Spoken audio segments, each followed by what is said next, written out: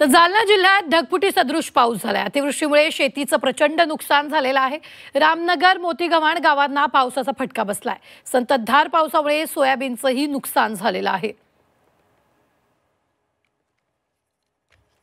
जालना जिल्ह्यात गेल्या 15 दिवसापासून मुसळधार पाऊस होतो आहे आणि आज सकाळी आणि काल रात्री देखील अनेक भागामध्ये ढगफुटी सदृश्य पाऊस झालेला आहे आणि त्यामुळे पिकांचं मोठं नुकसान झालेलं आहे। आता सध्या पावसानं उघडीप दिलेली आहे। आपण जर पाहिलं या ठिकाणी तर जालना तालुक्यातील एका ग्रामीण भागामध्ये मी आहे आणि या ठिकाणी आपण जर पाहिलं तर सोयाबीनचं मोठं नुकसान झालेलं आहे। ह्या ज्या शेंगा आहेत सोयाबीनच्या या जवळपास सडण्यात जमा आहे आणि त्यामुळं कुठेतरी या दाण्यांना फटका बसण्याची शक्यता आहे। सरकारनं देखील आता तातडीने पुन्हा पंचनामे करण्यासाठी प्रशासनाला आदेश द्यावेत अशा प्रकारची देखील मागणी जी आहे ती शेतकऱ्यांकडून होताना दिसत आहे आणि त्यामुळं आता या सर्व नुकसानीचे पंचनामे प्रत्यक्षात कधी सुरू होणार याकडे शेतकऱ्यांचं लक्ष आहे। मात्र ओला दुष्काळ जाहीर करावा अशा प्रकारची मागणी जी आहे ती शेतकरी करताना दिसून येत आहेत।